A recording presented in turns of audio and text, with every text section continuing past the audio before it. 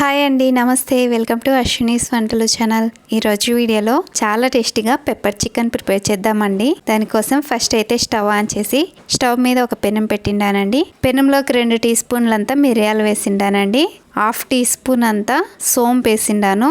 1/2 tea spoon అంతా జీలకర్ర వేసిండానండి. 1 tea spoon అంతా ధనియాలు వేసిండానండి. వీటిని మీడియం ఫ్లేమ్ మీద మాడిపోకుండా 5-6 సెకండ్లు వేయించుకొని తర్వాత ఒక గిన్నెలోకి తీసుకుందామండి. ఇప్పుడు ఇదే పెనంలోకే 1 టేబుల్ స్పూన్ అంతా నూనె వేసిండాను.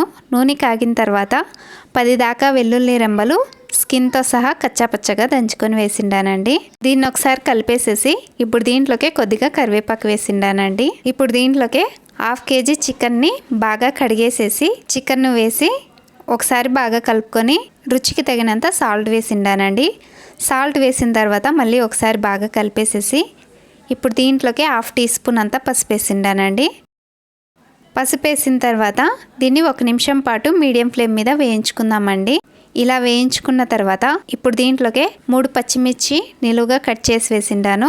దీన్ని ఒకసారి బాగా కలిపేసేసి ఈ చికెన్ ఉడికేదానికి ఎన్ని నీళ్లు కావాలో అన్ని నీళ్లు వేసి ఒకసారి కలిపేసేసి మూత పెట్టేసి 15 నిమిషాలు మీడియం ఫ్లేమ్ మీద ఉడికించుకుందామండి. ఈ చికెన్ ఉడికేలోగా మనం ముందుగా వేయించుకున్నాం కదండి మిరియాలు, ధనియాలు, వీటిని మిక్సీ జార్లో వేసుకొని నున్నగా మిక్సీ చేసుకొని పక్కన పెట్టుకుందామండి. 15 నిమిషాల తర్వాత మూత తీసి వీడియోలో చూడండి ఫ్రెండ్స్, ఇలా నీళ్లు మొత్తం ఈమిరిపోయేంత వరకు ఉడికించుకోవాలి.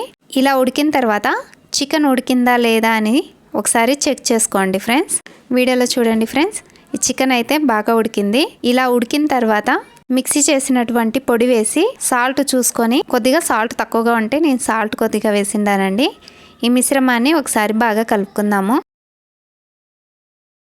ఇప్పుడు దీంట్లోకి 1 టీ స్పూన్ అంతా గరం మసాలా వేసి 15 సెకండ్లు మీడియం ఫ్లేమ్ మీద వేయించుకుందామండి. తర్వాత స్టవ్ ఆఫ్ చేసి మీరు కావాలనుకుంటే కొత్తిమీరతో గార్నిష్ చేసుకోండి ఫ్రెండ్స్. నేనైతే కొత్తిమీర వేసినలేదు.